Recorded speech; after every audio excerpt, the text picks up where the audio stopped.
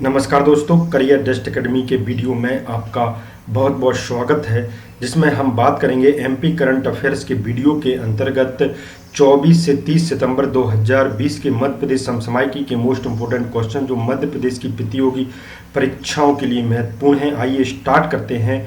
मुख्यमंत्री street vendors योजना के अंतर्गत कितने से कितने वर्ष तक आयु वाले व्यवसायियों के लिए 10,000 रुपये तक की पूंजी बिना गारंटी एवं बिना ब्याज से बैंक से ऋण प्राप्त हो रहा है? ये प्राप्त हो रहा है 18 से 55 वर्ष की आयु। ये मध्य प्रदेश के ग्रामों तथा कस्बों, पहले ये शहरी के लिए थी, मुख्यमंत्री शहरी स्ट्रीट वेंडर्स योजना के नाम से थी, लेकिन अब मुख्यमंत्री ग्रामीण स्ट्रीट वेंडर्स योजना भी लागू की गई है मध्य प्रदेश में। मध्य प्रदेश के शहरों में निवास करने वाले स्ट्रीट वेंडर्स के लिए मुख्यमंत्री शहरी स्ट्रीट वेंडर्स योजना है, जो प्रधानमंत्री नरेंद्र मोदी ने शहरी स्ट्रीट वेंडर्स के लिए प्रधानमंत्री स्वनिधि योजना के अंतर्गत 10,000 रुपये का ऋण का प्रावधान किया गया है। इसमें बिना ब्याज का ऋण दे रहा है। इसमें 7% का ब्याज केंद्र सरकार माफ़ कर रही है और बाकी का ब्याज माफ़ कर रही है अपनी मध्य प्रदेश सरकार। इसमें हम देखते हैं कि 18 से 55 वर्ष की आयु होना चाहिए और इसके लिए ऋण का भुगतान 1 वर्ष के भीतर करते हैं तो उसे अगले साल 20,000 रुपये का ब्याज मुक्त ऋण फिर से मिल सकेगा। इसके अलावा डिजिटल भुगतान करने पर हितग्राही को 1,200 रुपये का इंसेंटिव यानी 1,200 रुपये का अतिरिक्त ये लाभ दिया जाएगा।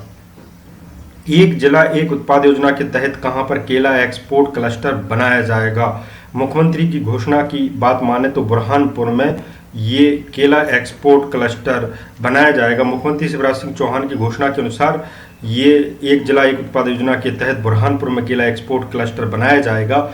बुरहानपुर के केले को विश्व स्तर पर पहचान दिलाई जाएगी। बुरहानपुर में केला आधारित उद्योगों की स्थापना भी की जाएगी।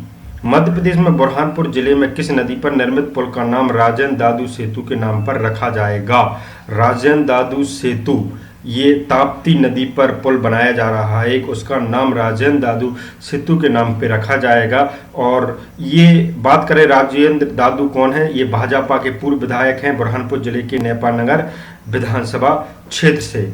अनुसूचित जाति अनुसूचित जनजाति अत्याचार निवारण अधिनियम 1989 के अंतर्गत पीड़ित परिवारों को एफआईआर दर्ज होने पर कितने प्रतिशत राशि दिए जाने का प्रावधान है? मध्य प्रदेश में यदि कोई ये SC ST कैटेगरी का कोई भी व्यक्ति है और उसे प्रताड़ित किया गया है, यदि एफआईआर हुई है तो 25% राशि दिए जाने का प्रावधान है, जो भी निर्धारित की हो। शासन ने अत्याचार निवारण अधिनियम 1989 के अंतर्गत पीड़ित परिवार को एफआईआर दर्ज होने पर निर्धारित राशि का 25%, न्यायालय में चालान प्रस्तुत होने पर 50% और न्यायालय से दोष सिद्ध हो जाने पर शेष 25% राशि का प्रावधान किया गया है।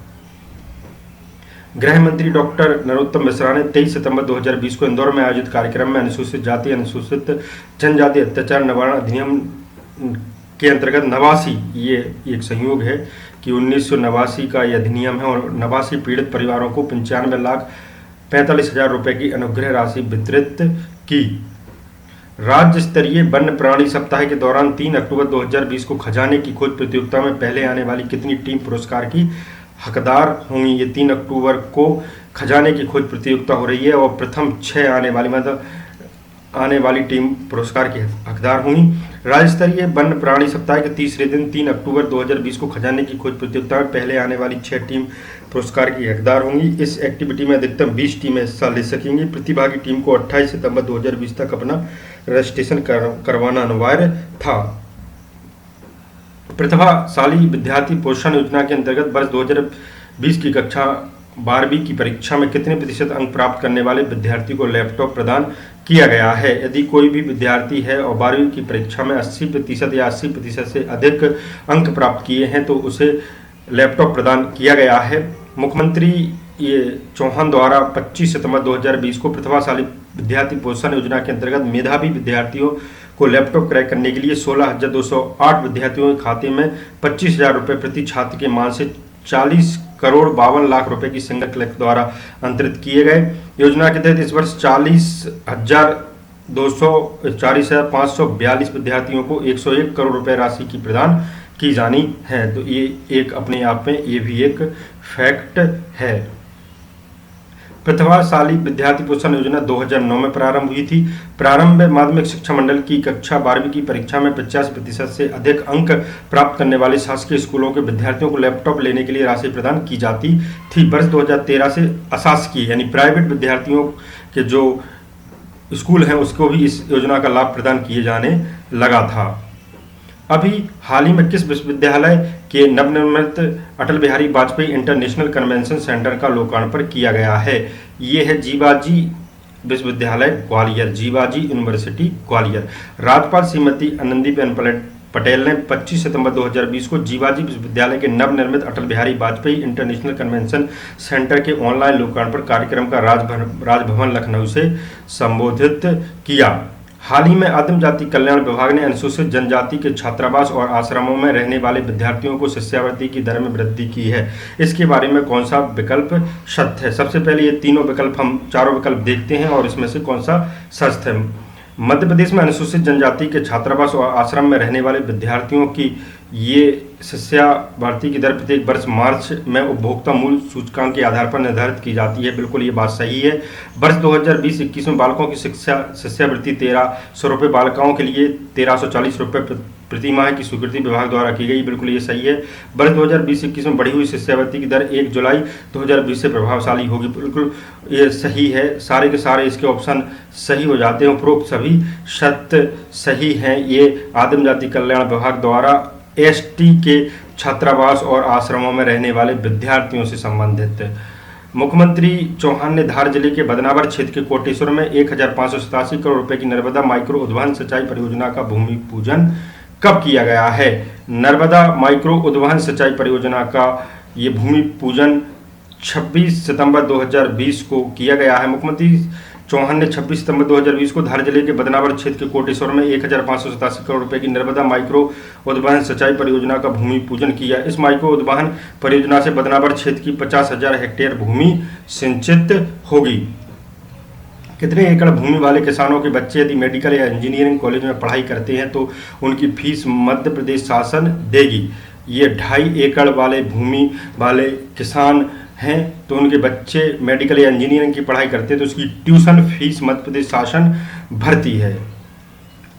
अभी हाल ही में किस जिले के नौनेर में पशु चिकित्सा एवं पशु विज्ञान तथा मत्स्य महाविद्यालय का शिलान्यास किया गया है? अभी हाल ही में ये किया गया है दतिया जिले में किया गया है। ये नौनेर है, वहां पर किया गया है। केंद्रीय कृषि किसान कल्याण ग्रामीण विकास पंचायत राज एवं खाद्य प्रसंस्करण मंत्री नरेंद्र सिंह तोमर ने 27 सितंबर 2020 को वर्चुअल कार्यक्रम से 350 करोड़ रुपए की लागत से निर्मित होने वाले दतिया के नौनेर में पशु चिकित्सालय एवं पशु विज्ञान तथा मत्स्य की महाविद्यालय का शिलान्यास किया। यह महाविद्यालय रानी लक्ष्मीबाई केंद्रीय कृषि महाविद्यालय झांसी से संबद्ध होगा। 350 करोड़ रुपए की लागत से यह महाविद्यालय 187 एकड़ में बनने वाला है। मध्य प्रदेश में विज्ञान और प्रौद्योगिकी का राज्य स्तरीय वेबिनार का आयोजन कब किया गया है? मध्य प्रदेश में विज्ञान और प्रौद्योगिकी का राज्य स्तरीय वेबिनार 27 सितंबर 2020 को किया गया है। विज्ञान प्रौद्योगिकी एवं नवाचार नीति 2020 और राज्यों से अपेक्षाएं विषय पर विज्ञान एवं प्रौद्योगिकी विभाग भारत सरकार के एडवाइजर एवं समूह प्रमुख डॉक्टर अखिलेश गुप्ता ने वेबिनार को संबोधित किया। मध्य प्रदेश विज्ञान एवं प्रौद्योगिकी परिषद के महानिदेशक STIP 2020 के राज्य स्तरीय विचार विमर्शक नोडल अधिकारी डॉक्टर अनिल कोठारी ने भी संबोधित किया। स्वतंत्रता के बाद पहली विज्ञान नीति का निर्माण वर्ष 1958 में किया गया था। दूसरी विज्ञान नीति 1983, तीसरी विज्ञान नीति 2003 में बनाई गई थी। नवीन विज्ञान नीति 2020 का सर्जन कोविड-19 की चुनौतियों के बीच रहा है। ये नवीन विज्ञान नीति 2020 में बनाई गई है। अभी हाल ही में देवी अहिल्या विश्वविद्यालय इंदौर का कुलपति किसे नियुक्त किया गया है? अभी हाल ही में ये जो कुलपति नियुक्त किए गए हैं देवी अहिल्याबाई विश्वविद्यालय वो प्रोफेसर रेणु जैन। राज्यपाल पटेल ने प्रोफेसर रेणु जैन प्रोफेसर जीवाजी विश्वविद्यालय ग्वालियर को देवी अहिल्याबाई विश्वविद्यालय का इंदौर का कुलपति नियुक्त किया गया है। कुलपति के रूप में प्रोफेसर जैन का ये रेणु जैन है, महिला है। कार्यभार ग्रहण करने से दिनांक 4 वर्ष की कालावधि के लिए होगा। 1964 में शुरू हुई देवी अहिल्याबाई विश्वविद्यालय इंदौर की वे पहली महिला कुलपति बनी हैं, लेकिन अब वे पहली महिला स्थायी कुलपति भी बन गई हैं। इससे पहले ये इनको अस्थायी रूप से कुलपति बनाया गया था देवी अहिल्याबाई विश्वविद्यालय से, लेकिन अब ये स्थायी तौर पे इनकी ये कुलपति बनाई गई हैं। बात करेंगे हम कुलपति विक्रम विश्वविद्यालय उज्जैन के, तो प्रोफेसर अखिलेश पांडे हैं। वहीं अटल बिहारी वाजपेयी हिंदी विश्वविद्यालय भोपाल के कुलपति प्रोफेसर रामदेव भारद्वाज हैं। मध्य प्रदेश में गंदगी भारत छोड़ो मध्य प्रदेश अभियान में नगरीय निकायों में किए गए कार्यों के आधार पर की गई रैंकिंग में कौन सा नगर निगम नंबर 1 रहा है? ये नगर निगम नंबर 1 रहा है इंदौर। ये मध्य प्रदेश में गंदगी भारत छोड़ो मध्य प्रदेश अभियान में नगरीय निकायों में किए गए कार्यों के आधार पर की गई रैंकिंग में इंदौर नगर निगम नंबर 1 रहा है। छोटे शहरों में देवास, पीथमपुर और राघवगढ़ अव्वल रहे हैं। इस रैंकिंग के परिणामों में 5 लाख से अधिक जनसंख्या वाले में नगर निगम इंदौर ने सबसे स्थान प्राप्त किया। इसी प्रकार 5 लाख तक की जनसंख्या के नगर निगमों ने देवास ने प्रथम स्थान प्राप्त किया है। 1 से 5 लाख जनसंख्या की नगर पालिकाओं में पीथमपुर, 25,000 से 1 लाख की में ग्वालियर संभाग की राघवगढ़, 25,000 से कम श्रेणी में मुगावली नगर परिषद ने बेहतर प्रदर्शन किया है। सोशल डिस्टेंसिंग का पालन करते हुए संपूर्ण स्वच्छता का लक्ष्य लेकर जागरूकता अभियान का संचालन किया गया है। 7.75 लाख नागरिकों ने ऑनलाइन गंदगी मुक्त प्रदेश बनाने की ली शपथ। ऑनलाइन माध्यम से 5.77 लाख नागरिकों को सीधे फीडबैक लिया गया था। इसमें 378 निकायों ने सीधे भागीदारी की। क्वारंटीन केंद्रों ने 8,334 शौचालयों की पूर्ण सफाई और सैनिटाइजेशन किया गया है। मध्य प्रदेश में 50 लाख से अधिक जनसंख्या तक संपूर्ण स्वच्छता का संदेश पहुंचाया गया है।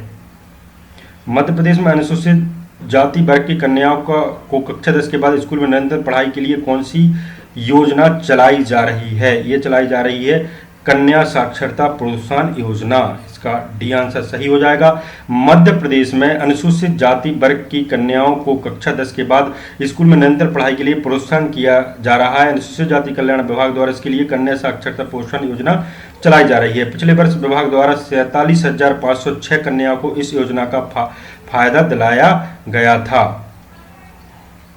अनुसूचित जाति कल्याण विभाग द्वारा योजना में कक्षा 11वीं में प्रवेश लेने पर छात्राओं को 3,000 रुपये की प्रोत्साहन राशि उपलब्ध कराई जाती है। इंपोर्टेंट फैक्ट है, पिछले वर्ष विभाग द्वारा योजना पर 14 करोड़ 26 लाख रुपए खर्च किए गए थे। इसके साथ ही विभाग द्वारा अनुसूचित जाति वर्ग की ऐसी बालिकाओं को जिसे कक्षा 11 में पढ़ाई करने के लिए अपने गांव से अन्य स्थान पर जाना पड़ता है, उन्हें निःशुल्क साइकिल उपलब्ध कराई जा रही है।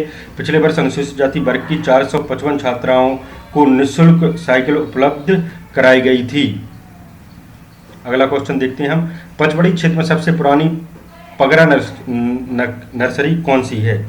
ये सबसे पुरानी पचमढ़ी की सबसे पुरानी नर्सरी कौन सी है? तो ये पगारा नर्सरी है। इससे क्वेश्चन भी पूछा गया था पिछले वीडियो में, उसमें मटकुली और पोलो नर्सरी का ये जिक्र किया गया था कि कौन सी बड़ी नर्सरी है। तो ये मटकुली, पगरा, ये पोलो सारी की सारी ये पचमढ़ी क्षेत्र की आती हैं। पचमढ़ी क्षेत्र में प्रमुख नर्सरी की बात करें तो उद्यानिकी विभाग के अंतर्गत होशंगाबाद जिले की पचमढ़ी क्षेत्र में पोलो, पगरा और मटकुली में नर्सरियाँ हैं। नर्सरी स्थापना वर्ष की बात करें और इसके मदर प्लांट, इसमें मतलब कितने पौधे लगाए जा सकते हैं, तो पगारा में ये 1907 में प्रारंभ की गई थी। 5.8 हेक्टेयर में फैली है। 462 मदर प्लांट हैं, लगाए जा सकते हैं। पोलो 1948 में शुरू की गई थी, 24 हेक्टेयर में फैली हुई है, 3500 मदर प्लांट। मटकुली 1977 में शुरू की गई थी, लेकिन ये सबसे बड़ी ये नर्सरी है, 34 हेक्टेयर में फैली है। 4,543 मदर प्लांट लगाए जा सकते हैं। NHB से हुई रेटिंग में गत वर्ष में मटकुली नर्सरी को 5 में से 3 स्टार रेटिंग प्राप्त हुई थी, जो राज्य की सबसे अच्छी नर्सरी है। मटकुली नर्सरी में आम मदर प्लांट की लगभग 18 प्रकार की किस्में हैं। मटकुली नर्सरी में उत्पादित आम फल भारतीय आम महोत्सव में प्रदर्शन को भेजा गया है। इसे कई बार प्रथम पुरस्कार भी मिला है। अभी हाल ही में Narmada basin project company limited की अंश पूंजी 50 करोड़ से कितने रुपए बढ़ाकर अनुमोदित की गई है? अभी हाल ही में Narmada basin project company limited की अंश पूंजी 50 करोड़ से बढ़ाकर 5,000 करोड़ रुपए कर दी गई है। मुख्यमंत्री चौहान की अध्यक्षता में Narmada basin project company limited के बोर्ड ऑफ डायरेक्टर की बैठक में मंत्रालय में 28 सितंबर 2020 को ये बैठक संपन्न हुई है। इसमें कंपनी के अंतर्गत विभिन्न परियोजनाओं को क्रियान्वयन में ऋण को और अधिक सहज बनाने के लिए Narmada basin project company limited की अधिकृत अंश पूंजी राशि 50 करोड़ से बढ़ाकर 5,000 करोड़ रुपए की गई है। कंपनी द्वारा नर्मदा घाटी विकास प्राधिकरण की विभिन्न सिंचाई परियोजनाओं जैसे अपर नर्मदा परियोजना, नर्मदा क्षिप्रा बहुउद्देशीय परियोजना एवं बदनावर माइक्रो सिंचाई परियोजना तथा कुछ अन्य चालू परियोजनाओं के क्रियान्वयन के लिए नाबार्ड से 7,500 करोड़ रुपए का ऋण संबंधी प्रस्ताव भी अनुमोदन किया गया है। राज्य मंत्री की नर्मदा घाटी विकास विभाग की बात करें तो भारत सिंह कुशवाहा हैं, मुख्य सचिव अपने इकबाल सिंह बैसी हैं, अपर मुख्य सचिव नर्मदा घाटी ICP केसरी हैं। मुख्यमंत्री किसान कल्याण योजना की शुरुआत कब की गई है? ये मुख्यमंत्री किसान कल्याण योजना की शुरुआत 26 सितंबर 2020 को की गई है। वर्तमान में मध्य प्रदेश के 70 लाख किसानों को प्रधानमंत्री किसान सम्मान निधि योजना का लाभ मिल रहा है। मध्य प्रदेश सरकार ने किसानों के हित में बड़ा फैसला करते हुए उन्हें राज्य सरकार की ओर से प्रतिवर्ष 2 किस्तों में 2,000 रुपये कुल 4,000 रुपये की सम्मान निधि देने का फैसला किया है। केंद्र व राज्य सरकार की इन योजनाओं को कुल राशि अब 10,000 रुपये हो जाएगी। मुख्यमंत्री किसान कल्याण योजना से मध्य प्रदेश के सभी किसानों का लाभ होगा। मध्य प्रदेश के कितने जिला मुख्यालयों में स्थित शासकीय विद्यालयों में EFA education for all school के रूप में विकसित किया जाएगा? ये किया जाएगा सभी 52 जिलों में किया जाएगा। स्कूल शिक्षा राज्य मंत्री स्वतंत्र प्रभार इंदर सिंह परमार की अध्यक्षता में 28 सितंबर 2020 को मध्य प्रदेश राज्य मुक्त स्कूल शिक्षा बोर्ड की कार्यकारिणी की 43वीं बैठक संपन्न हुई। बैठक में मध्य प्रदेश के सभी 52 जिला मुख्यालयों में स्थित शासकीय विद्यालय को EFA education for all school के रूप में विकसित करने पर सहमति दी गई है। इसका संचालन मध्य प्रदेश राज्य मुक्त स्कूल शिक्षा बोर्ड द्वारा किया जाएगा। EFA स्कूलों के विद्यार्थियों के मूल्यांकन के लिए कंप्यूटर आधारित smart class room clear solution system लागू किए जाने पर भी सैद्धांतिक सहमति प्रदान की गई है। IIT व IIM इंदौर द्वारा मध्य भारत का सबसे बड़ा स्टार्टअप इवेंट I5 कब से कब तक आयोजित होगा? ये दोनों IIT और IIM इंदौर द्वारा आयोजित किया जा रहा है 2 से 4 अक्टूबर 2020 तक। इसके बारे में डिटेल देखते हैं। IIT व IIM इंदौर द्वारा मध्य भारत का सबसे बड़ा स्टार्टअप इवेंट I5 समिट 2 से 4 अक्टूबर 2020 तक होगा। यह समिट का 6वां एडिशन है। 6 साल में यह पहला मौका है जब I5 समिट ऑनलाइन होगी। 5 साल में इस समिट से स्टार्टअप को 14 करोड़ रुपए की फंडिंग भी मिली है।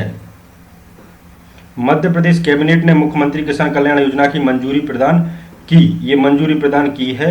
वैसे इसका जिक्र 22 सितंबर को भी किया गया था, लेकिन 29 सितंबर को इसकी राशि जारी की गई है।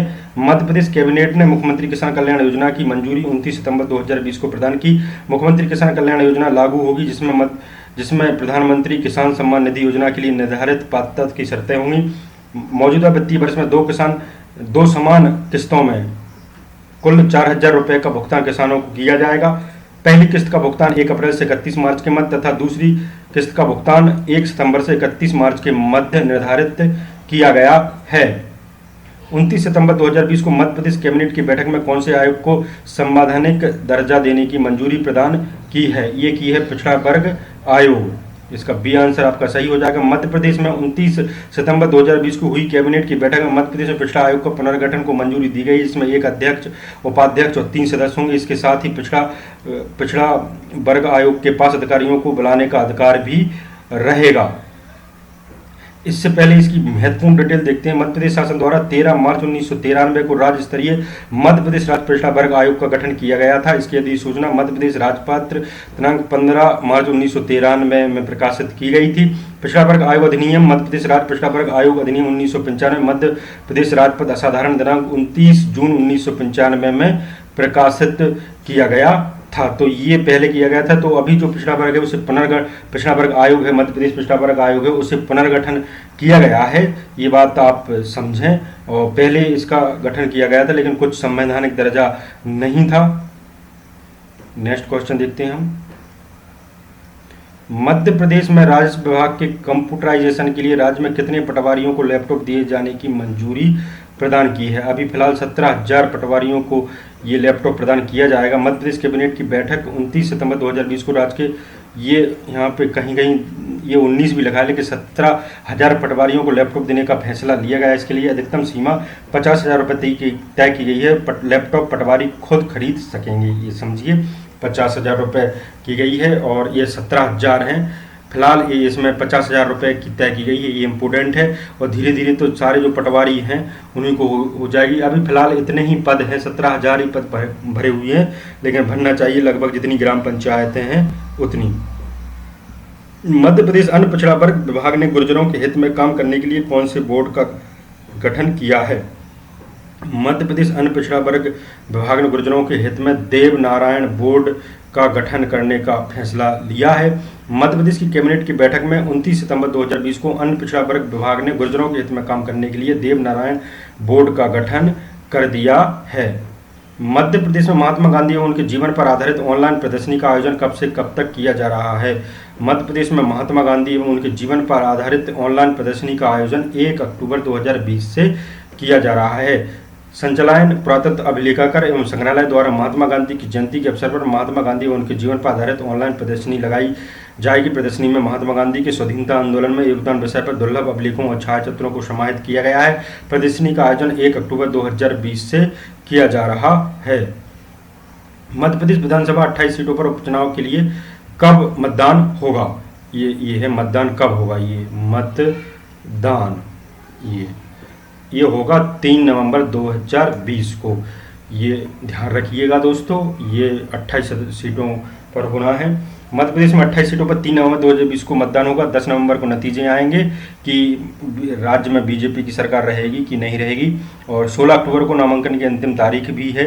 मध्य प्रदेश की 28 सीटों पर होने वाले उपचुनाव की तारीखों की घोषणा हो गई है, जिसके साथ 19 जिलों में आचार संहिता भी लागू हो गई है। इसमें से 12 जिलों में पूर्ण आचार संहिता है। 12 जिले कौन से हैं? ये सांची में होना है, अनूपपुर, सांची रायसेन, सुवासरा मंदसौर, बदनावर धार, ब्यावरा राजगढ़, अशोकनगर मुगावली, ये बमोरी गुना, करेरा पोहरी, ये सीपरी के हैं, भांडेर दतिया, ये अशोकनगर मुगावली, ये अशोकनगर में है, बड़ा मलहरा छतरपुर, मेहगांव, गोहद भिंड, आगर मालवा, ये यहाँ सीमित आचार संहिता हो रहेगी। 7 जिले जिसमें 13 सीटें हैं, इंदौर, ग्वालियर, बुरहानपुर, खंडवा, सागर, देवास, मुरैना। इसमें से जौरा, सुमावली, मुरैना, दिमनी, अंबा, ग्वालियर 15, ग्वालियर पूर्व, डबरा, मंधाता, नेपानगर, हाटपिपलिया, सुर्खी, सावेर में चुनाव होना है। निम्न में से खेल से संबंधित रखने वाले खिलाड़ियों प्रशिक्षकों में कौन सा विकल्प असत्य है? ये कौन सा खिलाड़ी प्रशिक्षक हैं? तो ये कौन सा असत्य है? इसमें विक्रम अवार्डी सुमा शिशुर लिखा है, जो कि गलत है। न्यूट्रिशन सुश्री अनुराधा शर्मा हैं। अर्जुन अवार्डी मनेसर सिंह हैं। पद्मश्री और दौड़ना चाहे award pistol shooter Jaspal Rana हैं। ये 3 आपके सही हो जाते हैं।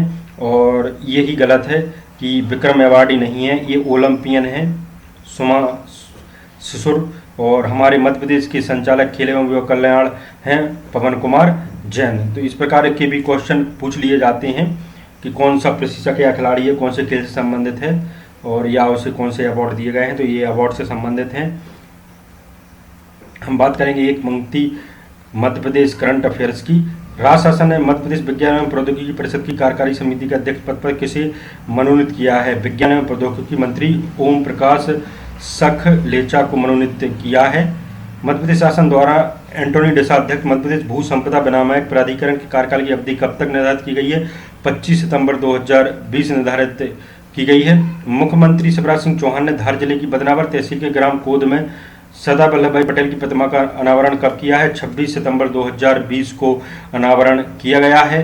हम बात करेंगे अभी जो टॉपिक चल रहे हैं, रतनगढ़ सिंचाई परियोजना।